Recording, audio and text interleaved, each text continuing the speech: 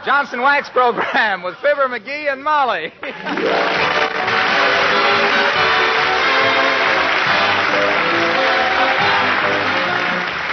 The makers of Johnson's Wax for home and industry present Fibber McGee and Molly, written by Don Quinn and Phil Leslie, with music by the King's Men and Billy Mills Orchestra.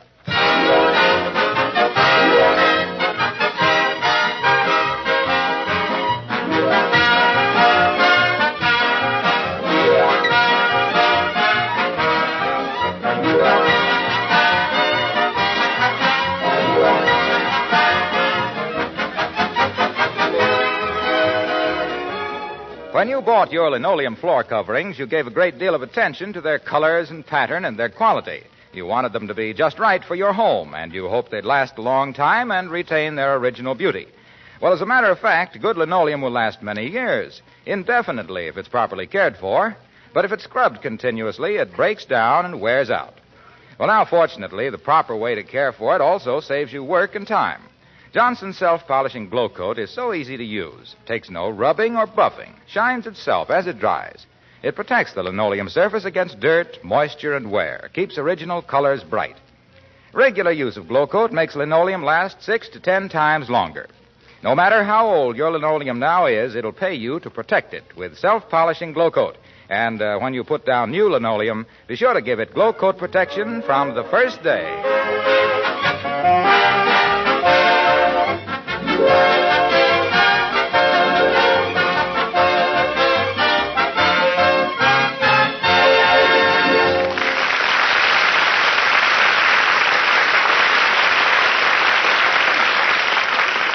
If there's anything the squire of 79 Wistful Vista likes to do, it's surprise his wife.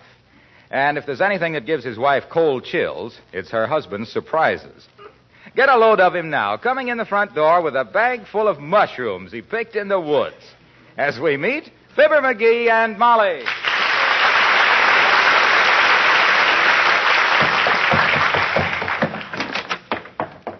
Hey, Molly, I got a surprise for you. Hey, Molly, look what I got. Animal, vegetable, or mineral?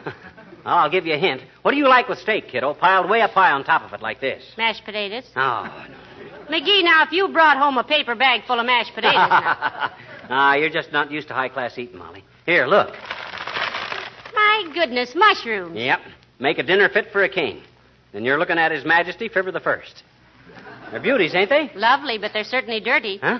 You'd think a careful grocer would at least clean them before he sold them. Grocer?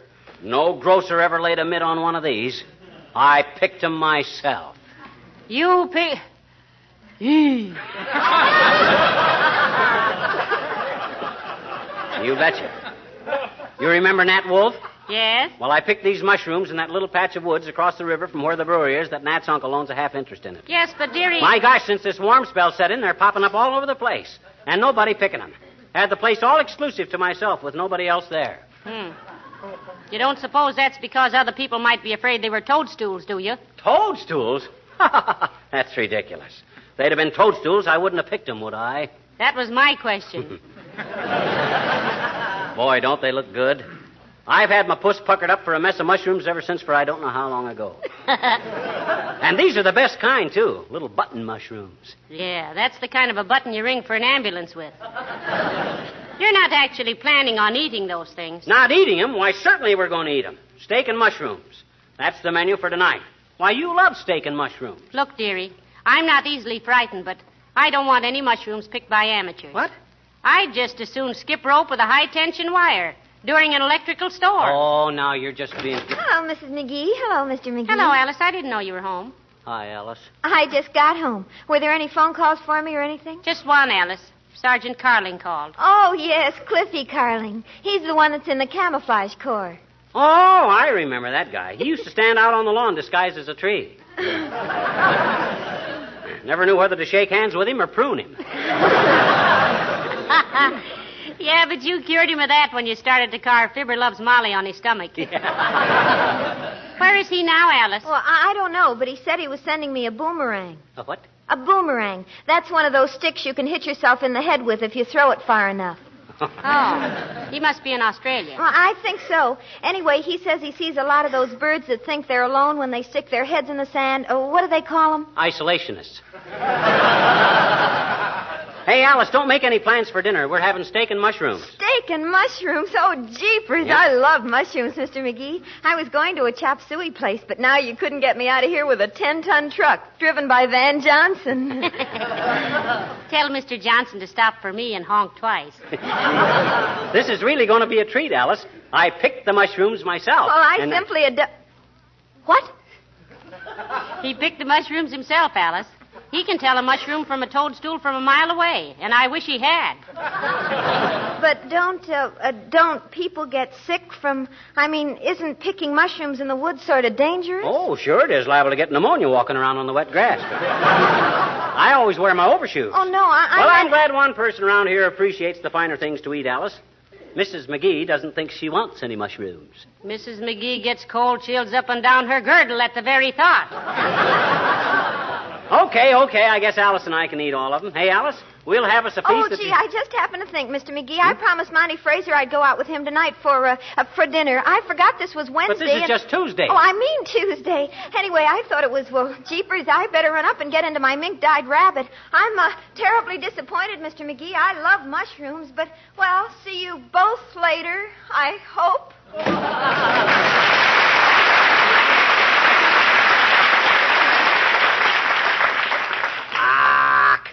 Why is everybody so scared?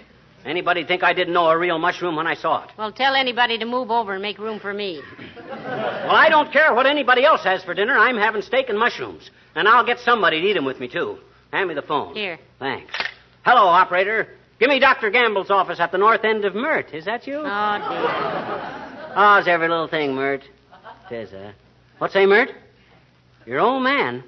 Hiring a kite again, eh? Isn't that awful? No, he couldn't buy a kite for his little nephew, so he's hiring one for a week. What say, Mert? Okay, thanks a lot. Doc's not in. Hey, where's my cookbook, Molly? I seen a recipe in there for mushroom gravy that's out of this world. Well, I don't know, but you will be, too, if you eat it. Come on, Molly, you know the cookbook I mean. That old-fashioned one that kids around about using butter. Oh, I know where I put it. Where'd you put it? Right here in the hall.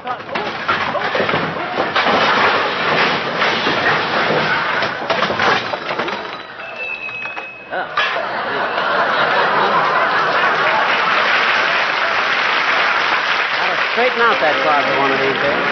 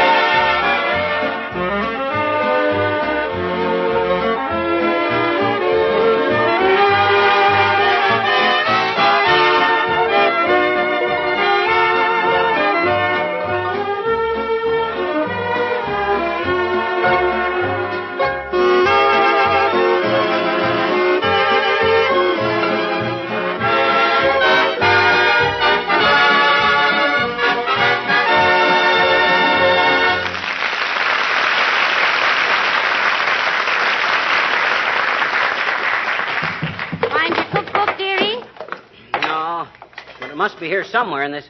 Ah, here it is. Right where I put it. Between the moose head and my old mandolin. Heavenly days, the way that stuff falls out of here. Don't tell me you know where to look for things. Why, sure, I got it organized. I always throw it in the closet in the same order, and it always falls out in the same order. Scientific and logical. See? Snowshoes go in first. Then the moose head. Bull moose. Then the tennis racket. And the ice skates. Then the skid chains? No, then the camera tripod. And then the skid chain. Now all the little stuff. Ring outfit, picture frames, tennis rackets. Last, my old mandolin.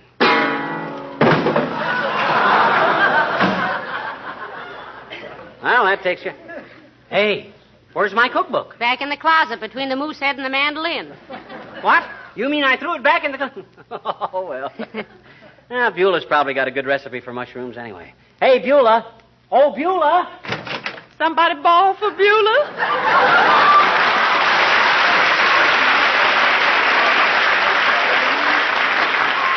Yes, Beulah. Mr. McGee wishes to discuss tonight's dinner menu with you.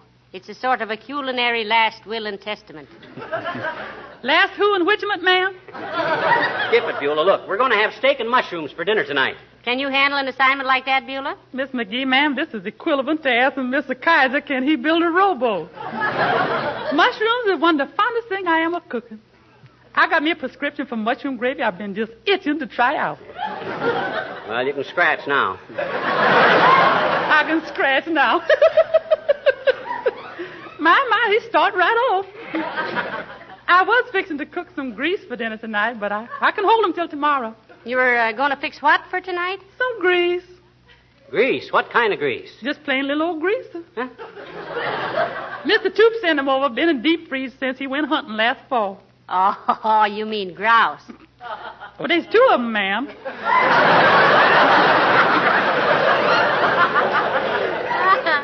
Two grouses is grease, ain't they?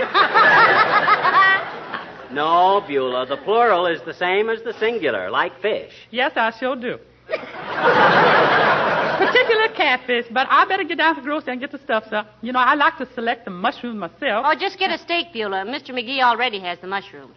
Somebody give them to you, sir? Nope. I picked them myself out by the brewery this morning, Beulah. Oh. What do you mean, oh? I just rehearsing a phone call to the hospital, sir. 00729. Hospital? My pop always said that when you pick your own mushroom, you was taking a long chance on a short life. Now, let's not be silly about this. I'll take the entire responsibility. I'll cook the mushrooms myself. After all, my reputation and these mushrooms will be just alike. How do you mean, McGee? They'll both be at stake, won't they? His reputation in mushroom is sticky.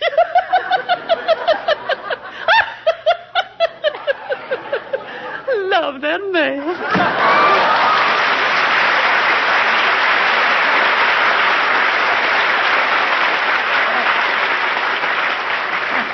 Look, McGee, you're not really serious about eating those those mushrooms, are you? Why, certainly I am. Mushrooms are good for you. Full of vitamins and iodine. Iodine is good for the thyroid. Thyroid. Huh? It isn't sty, it's thigh, if you'll pardon the expression. Well, anyway, everybody knows mushrooms are highly nourishing, and there isn't anybody that... Hello, folks. Hello, Mr. Wilcox. Hi, Junior. You like mushrooms? Why, I love them. You want some? I tell you where to get them. Go see my cousin, Big Ozzie Wilcox. He's on 14th Street there. You tell him No, that... Mr. Wilcox, no. Pardon? I got some, Junior. A whole bag of them. Just wondered if you'd be in the mood for a mushroom dinner tonight. With steak. Would I? Say, if you're having steak and mushrooms, you couldn't blast me out of here with a blockbuster. You mind if I call my wife and tell her I won't be home? Go right ahead, Mr. Wilcox, but I think McGee ought to tell you that he picked... I picked you to have dinner with me, Junior, because I and you are mushroom lovers. Go on, call the little woman and tell her you're tying on the nose bag over here tonight. Here. Okay. Hello, operator. Give me Wistful Vista 13724. That's right. Look, McGee, I think you ought to warn Mr. Wilcox those mushrooms aren't exactly... Hello, Punky Wunk. This is sweet stuff. Oh, my God. Been married 5 years and still Cupid stupid. Listen, Fudge Puss. I won't be home for dinner tonight. No, with Fibber and Molly. Steak and mushrooms. Yeah, sure, I'll be thinking of you, baby, when I put sugar in my coffee. Is this drip really necessary, Junior? Quiet, pal, I can't hear. What'd you say, Snooky Pook? She did. Well, I'm sorry I wasn't there, but if she calls back, tell her that Johnson's wax is the perfect way to protect leather goods. Yeah, and tell her about how it protects lampshades and windowsills and floors and furniture, too, against wear and dirt and dampness. You know, you'd think she'd know that story as well as he does by this time. She probably hung up on him long ago, and he's just talking for our benefit. He's always... what's that, baby?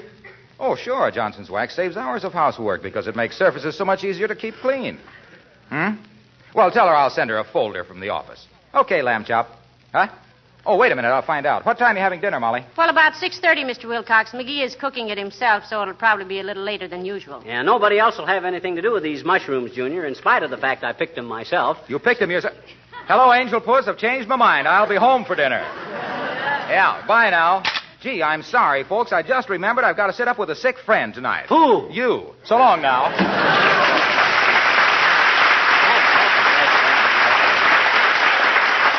My gosh, you'd think I was deliberately going out of my way to poison everybody. Oh, not everybody, dearie. Just a few intimate friends. Look, let's throw out these mushrooms or toadstools, as the case may be. Throw them out in the alley. No, sir, by George. Now I got my back up. I don't care how many other rats desert the sinking ship. I'm staying with it. I'm having these mushrooms for dinner tonight if they... Well, I'm having them. All right, Pet. I only hope you do get Dr. Gamble to come for dinner. Though who'll take care of him, I don't know. I'll go out and fix the salad. At least I'll have the satisfaction of knowing that's okay. Okay. Ah, there goes a good kid. I can read her like a book. She'll watch Doc and me for a couple hours after dinner, and if we don't fold up, she'll sneak out and eat the rest of the mushrooms. Only there won't be any more mushrooms. Between me and Doc, we can account for it. Come in. Hi, mister. Oh, hi, Teeny. Come on in. Gee, what you got in the bag, mister? Candy, mister? Can I have a piece? Can I have a piece? Now, if it was candy, you'd connive a piece, all right, sir. It happens to be a bag of mushrooms. I says this bag is full of mushrooms. You know what mushrooms are? Sure I do, I bet you. My daddy told me. He did, eh? I says he did, eh? He did what? Your daddy told you what mushrooms are. I know it. What are they? Well, they're not particularly beautiful, sis.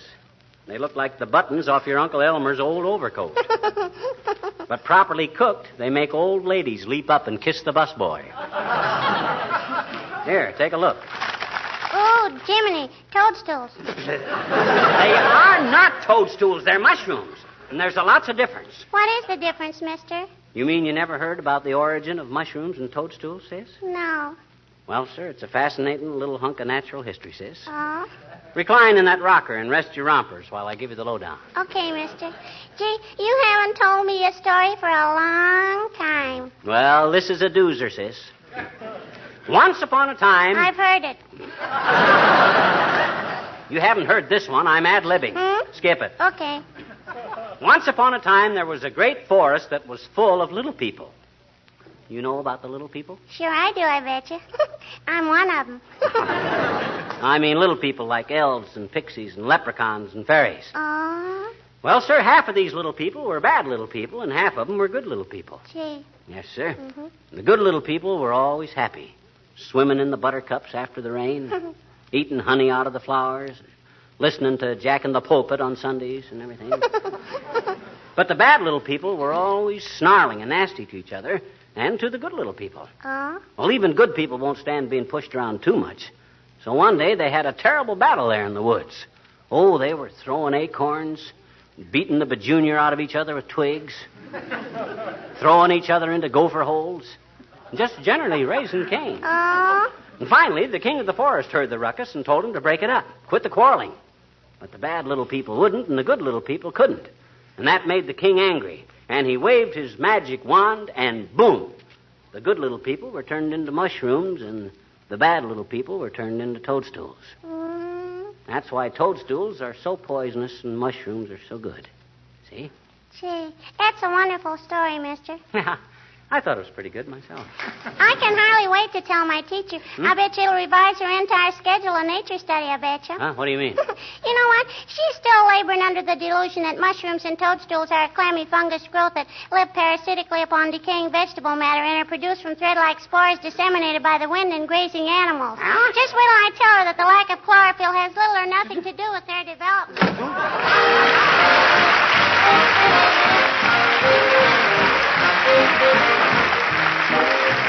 The King's Men and Evelina.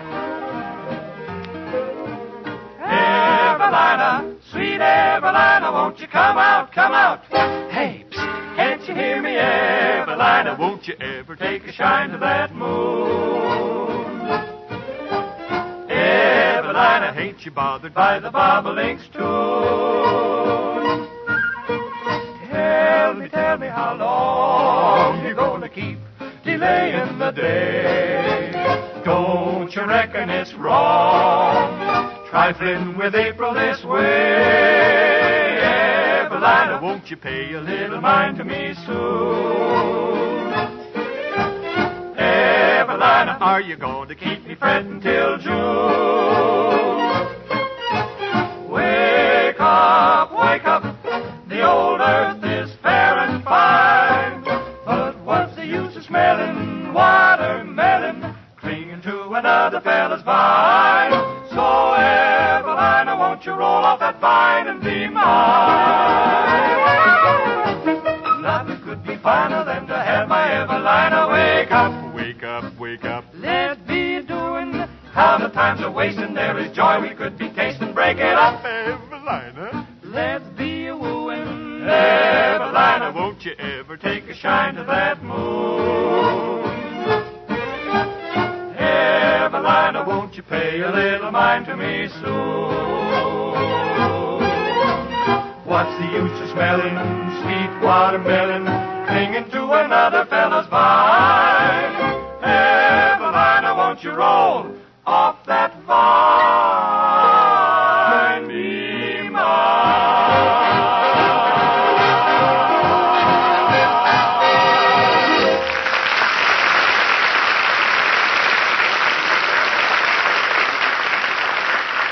Gee, I'm sorry you're so stubborn, Molly.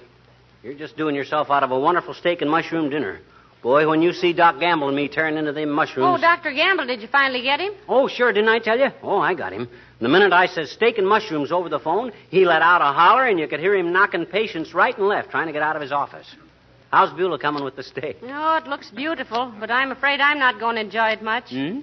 I can't sit there and eat calmly while my husband deliberately poisons himself and... Don't talk silly, Molly. I wouldn't eat them if I didn't know they were good. I guarantee every one of these mushrooms personally. That's going to be a lot of help when the coroner starts patting my hand and tells me to be brave, though. Pooh for the coroner. That political hyena has... my dinner guest. Come in, come in, come in. Hello, Doctor. Hello, Molly. Hello, McGee, my dear boy. You know what you've done? What have I done, Doc, old sock? You've made me a very happy man. Steak and mushrooms. Well, personally, Doctor, I'm glad you came. I think it's always nice to have a physician around at dinner time in case, well, if something should develop, I mean... What she's worried about, Doc, is that these mushrooms might be toadstools. Why, you silly girl. In 23 years of medical practice, I've learned every possible way in which people can make darn fools of themselves. But I've never had a case of mushroom poisoning when the purchase was made from a reputable dealer. Did I say something wrong? What are you staring at each other for? Well, speak up. What's the matter? Tell him, McGee. Well, Dad, rat it, just because a guy goes out into the woods and picks a mess of mushrooms and asks a friend... Wait in for a steak minute.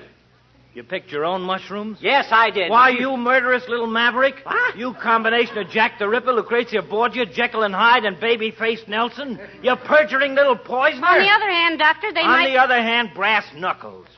Does this half-baked nature faker think he has a gift for picking edible mushrooms out of 30,000 varieties of deadly fungi? Now, just a darn minute, Dr. Jamble.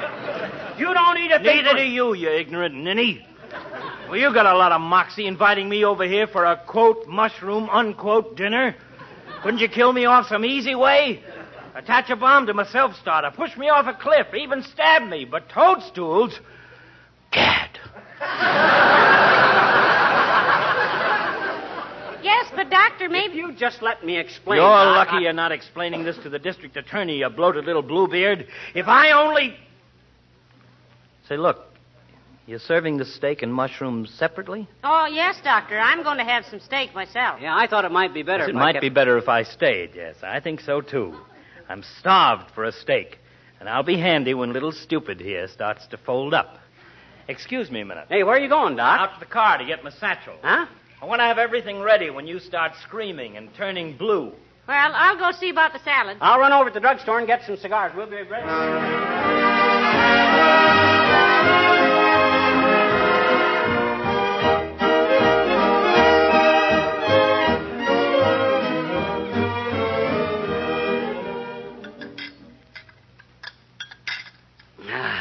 Well, that was wonderful. More steak, Doc? No thanks, McGee. I'm so full of beef now, I'm afraid I'll meet Roy Rogers on the way home. Shall we have coffee in the living room, boys? Oh, let's wait and have it in the ambulance on the way to the hospital. How do you feel, McGee? Oh, me? Oh, I feel fine, Doc. Kind of full, but otherwise great. You kids passed up a wonderful dish when you refused the mushrooms. There's still a couple left. Who wants them? Okay, I'll finish them myself. Shame to throw them out. Any symptoms of cramp, McGee? Any sensation of nausea? Oh, I know, Doc. I feel wonderful. Only thing I'm suffering from is loss of appetite. Well, how soon can I breathe easy, Doctor? Oh, give him another 10 minutes, Molly. If nothing happens, I'm going to write an article for the AMA Journal. We're making medical history. Any man who has the colossal effrontery to pick his own mushrooms and eat them is crowding his luck too far. Doggone it, I tried to explain to you about that, but you kept shouting at me, so I shut up. Explain about what, dearie? About how everybody was so nervous about my own mushrooms that I threw them out. What? Why, you... Why, I ran over to the grocery and got these. Hey, where's the toothpicks? I've got...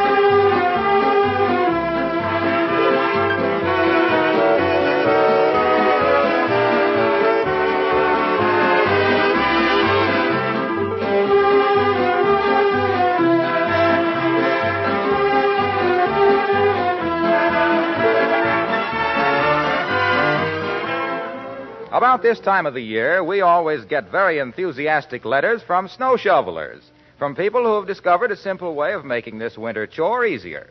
They apply a little Johnson's wax to their shovels, and this keeps the snow from sticking to or piling up on the shovel. Makes the job of clearing off the front walk almost a pleasure. Well, I'm glad to pass this suggestion on to you as just one example of the many extra labor-saving uses for Johnson's wax around your home. It's the same wax you use for giving protection and beauty to your floors, furniture, woodwork, your lampshades, windowsills, leather goods, and especially during this winter weather, to your boots and shoes.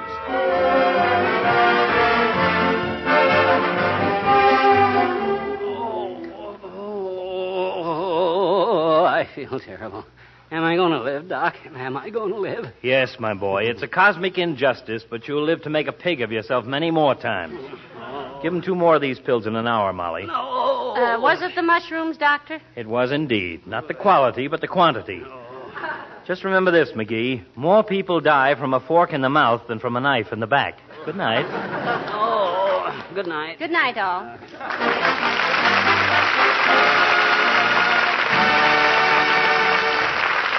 This is Harlow Wilcox speaking for the makers of Johnson Wax Finishes for Home and Industry and inviting you all to be with us again next Tuesday night. Good night. This is the National Broadcasting Company.